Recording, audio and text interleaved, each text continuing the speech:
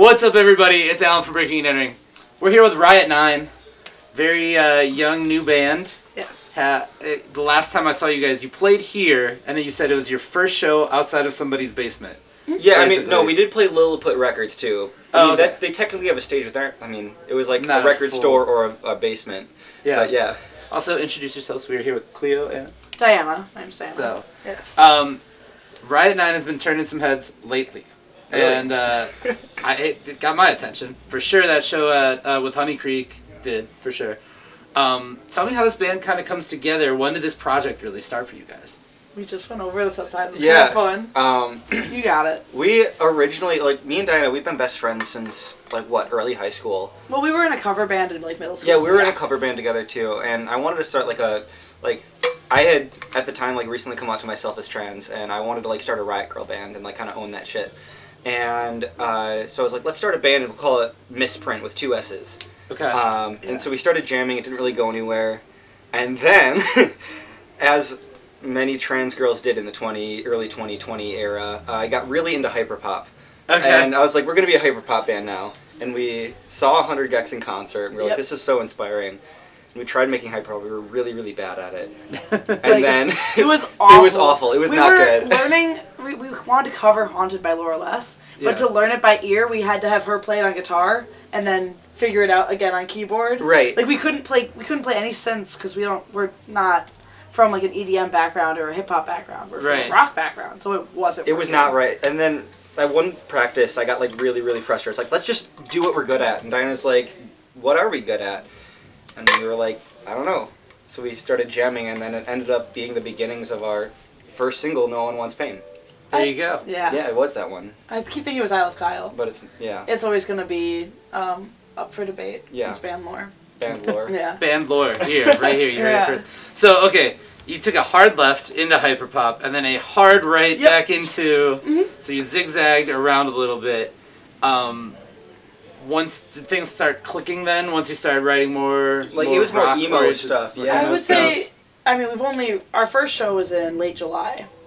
But even since then to here, we've changed a lot. Because we started as a very twinkly Midwest emo band, and then we've fallen into some more frantic, Skramzy type stuff.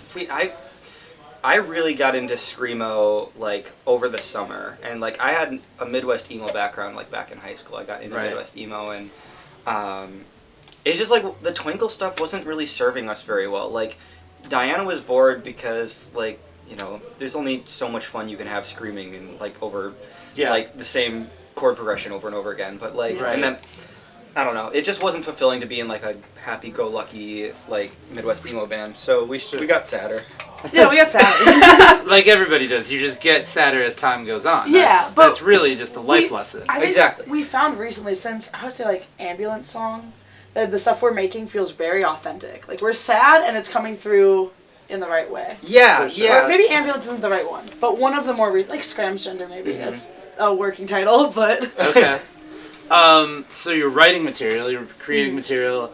Is there a project that's, in the works here, or is there something that, where can people hear more music, or when can they expect more music coming from you guys? We got plans. We have, so the EP, we have everything written. We're gonna DIY record it, which I'm really excited for. Because we released No One Wants Pain on Bandcamp, and that mix wasn't quite good enough to put it on Spotify or more popular streamings, but that was us kind of experimenting with recording drums ourselves, bass guitar and vocals are a lot easier, but drums is difficult. But now we're trying it again. We're bringing in Logan to come to Washington. Okay. Rip, that band, yeah. But he's gonna help.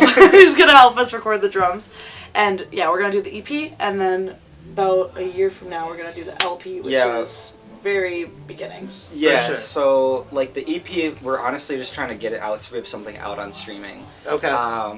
And then the LP is gonna be where we really put the pedal to the metal in terms of what we're actually writing. Right. The stuff that we have written for the EP is good. I am very happy with it, but the stuff we're writing that's more geared for the future. Like Yeah. we're looking to January of 2024 to release that. Okay. And- I missed it. Was there a rough time for the EP when it's coming out? Oh, like probably April Yeah. around Oh, there. Yeah, it's done and we're starting to record it like next week was our first drum session. Since after that everything's gonna be a lot easier. Oh, okay. So- And we have a very efficient means of like mixing on our own. Yeah. And so like it's not going to take a ton of time to especially because we're just getting that EP out partially to give us a little bit of a buffer to work on Get writing to a project, to get to a full And album. also, so we could just take those songs and make sure that we've squared away and released them, not just kept them and forgot about them or Yeah. never had them see the light of day. Like, they're good songs, but sure. we're starting to change a lot of how we're writing and what we're writing about. So Okay, very awesome. Constantly evolving. 2 projects in the works for being released sometime, you know, in the near future. If people want to get in touch with Riotnine, they want to follow you guys, where's the best place to go find you guys as you constantly evolve and, you know, hopefully turn some more heads in the Milwaukee music scene? Instagram or Twitter, same handle for both. It's X_Riot9X. _X. X_Riot9_. It was at the X. beginning of the video, it was at the bottom. Just, you got it. You got it. Just go back to the beginning of the video, it was in the graphic. Don't worry about it, it's all good. We Yeah. got it. So. All right. All right, thank you guys so Yeah. much for doing this. Make sure to keep it locked to Breaking and Entering as well for plenty more coverage of the Milwaukee music scene. Shout out Breaking and Entering. Yeah.